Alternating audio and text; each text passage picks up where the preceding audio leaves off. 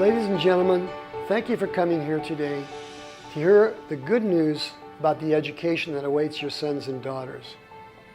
As your new principal, it is my duty to lay out the groundwork for our next academic year and all subsequent years. There will be time for questions after the presentation. If you have come here today to seek a superior academic atmosphere, where we will be guided by the truths that led to our Western civilization, the moral certitude that defined our quest for justice in the pursuit of and adherence to natural law as the bedrock of our republic, and a classical education that will enrich and solidify the learning of your student in past traditions with the challenge of the future, then you've come to the right place. I can assure you that what we are doing here is historic. It represents a pioneer endeavor in steering education away from the grip of defeatism, sloth, victimization, and every conceivable pretext for poor performance and discipline. Let me remind you that President Reagan's A Nation at Risk Commission on the assessment of the present state of American education was a wake-up call. In the words of the commission, quote, "If an unfriendly foreign power had attempted to impose on America the mediocre educational performance today, we might well have viewed it as an act of war," unquote. In light of this crisis, we have taken it upon ourselves to reprogram our youth from the destructive, progressive educational pablum offered up by that guru, John Dewey, known as the father of American education.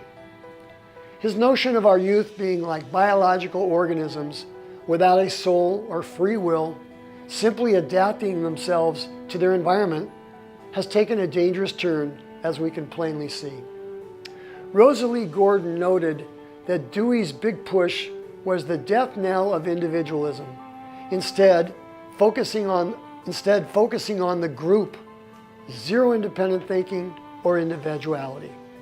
The child must always be made to feel part of the group. He must indulge in group thinking, in group activities, unquote. As Dewey remarked, you can't make socialists out of individualists. To that end, he advocated terminating things that connected the child with his culture, his past, his language, literature, science, geography, in short, anything that will prevent the student from being molded into the robotic, collectivist drone desired by the state was seen as an obstacle. That was 1984. What's changed? Well, for starters, the malignant disease known as Western guilt has, in the words of Heather McDonald, created a fatalistic paralysis. In layman's terms, political correctness is killing us. Here at the Renaissance School, there will be an absence of political correctness. Likewise, will we promote a vigorous exchange of ideas, especially those that redefine the greatness of the American spirit and our Constitution. When our Torres declared that our preservation of values and laws was the last gasp of white America, he apparently overlooked the existence of our Renaissance School, where we will put into practice the wisdom and guidance of our founding fathers and the spirit of classical Western culture, music, art, and science. One of the main aspects of the Reagan Commission was the matter of a lack of school discipline. Notable among the symptoms was a lack of administration's order and standards. Every teacher knows this to be true. The commission noted also that wherever standards were raised, academic proficiency increased. Homework improved grades. Years ago, while I was at Dorsey High, some parents were aghast that I hadn't passed their students due to a total lack of homework. "But my child comes to school every day," was the improbable response of one. What we can say about this incident is this. Unlike other schools that are funded by how many bodies are present during a specific day, we will do more than just while away time, breathing as the bovine creatures do. In order to have academic excellence, there must be a moral basis for the school. We will start each day with the Pledge of Allegiance and America the Beautiful. When our students say it, sing it, they'll believe it. We shall invite a color guard from ROTC or Boy Scouts to come and inspire our students about civic pride, leadership, and taking part in the strengthening of their communities and families. The NRA will be invited to come to our school and give safety seminars about proper skills in marksmanship and gun responsibility and safety. No child will graduate that doesn't have experience with light weapons and their care. One of the directives of the failed Obama educational czar was to abolish student suspensions. When this was done in Philadelphia, truancy went from 20 to 30%. And why? Students were so afraid of being mugged in the bathrooms and elsewhere, or forced to fork over their lunch money, that they simply stayed home. Math proficiency dropped 3%, reading 7%. To remedy this notion of do your own thing attitude toward discipline, we will establish rules that will maintain a superior atmosphere of learning and zero tolerance toward anything that deters from this goal. It may be necessary to have parents sit in the class with their students in worst-case scenarios.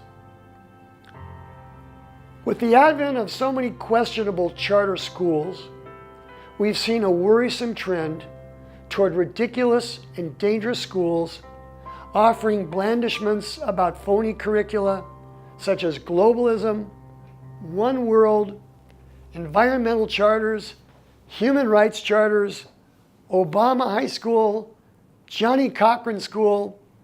In each of these charters, one finds that reading and math scores are the lowest. Their mission? Save the world, even though the students are not unable to fill out a job application. Here at the Renaissance School, we won't be providing solutions to personal, social, or political problems, each exacting a cost in education and money. We believe that those students that are improperly trained will be disenfranchised, not only materially, but their participation in national life. There will be no phony graduation rituals. Students will graduate when they are ready. Nor do we believe that every student must attend a university. All of our students will be able to prove an adequate knowledge of the arts, sciences, literature, and English, and they will have the option to take carpentry, metal, electrical, and auto shops if they desire. Gone are the days when students while away their time taking up space, completely cut off from their learning and the promise of a future. We will work with parents at all times to ensure that the standards are being met. During the Reagan years, it was determined that 13% of teens were functionally illiterate, with only 20% being able to write a persuasive essay. This is a scandal that cries to the heavens, but that's not the worst of it.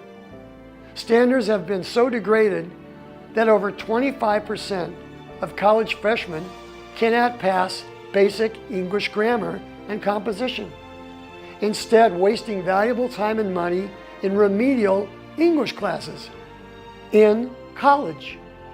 The trend due to this discrepancy has been that in metropolitan areas, basic literacy has been the goal rather than the starting point.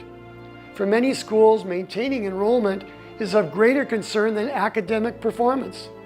This is of no concern to us, since since what we are doing is revolutionary and will attract many students from all over the country, the obsession with taking roll will be absent. Another finding of the Commission that among administrators and leading educators, weakness of purpose, confusion of vision, misuse and underuse of talent, lack of leadership. To be clear, this is the raison d'etre of the Renaissance Charter School. Each graduate will radiate a confidence of purpose, a mission of academic excellence, and determination to carry the torch for America. And in Kennedy's eternal message, ask not what your country can do for you, ask what you can do for your country. The mention in the report of the time-honored credo of America's teachers, quote, dedication at all odds that keeps teachers serving even as rewards diminish, unquote, has fallen victim to the abuse and scandalous treatment of our top educators, often serving as nothing more than glorified babysitters. The statistics are shocking. The attrition rate of our most idealistic teachers is a mere 7 years. Paradoxically, study after study indicate that teachers cite the lack of administration support as the number one cause of their flight from the classroom. Money was not even mentioned, even when it was literally a cruel joke in sustainability for the best and the brightest. To that end, the Renaissance School will seek to pay its educators what they are worth, have their back, instead of cynically shoving them through the demeaning meat grinder of political correctness. Our biggest advantage at the Renaissance School will be the cherishing and cultivating of the English language, grammar, vocabulary, and composition. We want every graduate to be an example of the very concept of American exceptionalism. And it starts with having pride in one's own language. That shall include the long-lost skill of penmanship. While this will reflect our core values, there shall also be opportunities and requirements to take either Spanish, French, or German. We are not just flouting Renaissance concepts. We are living them. Classical music and its appreciation will be introduced, and students will be familiar with basic European, historical, and cultural trends. We shall never again be shamed by hearing that our students are confusing Germany with a country in Africa, or that Goethe was the name of a rap group.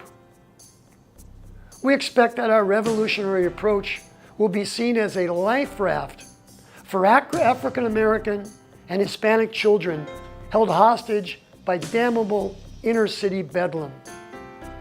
Those who yearn for true academic freedom and excellence will shun the usual culprits of government-run schools, affirmative action, diversity, and other frivolous ethnic pride pablum.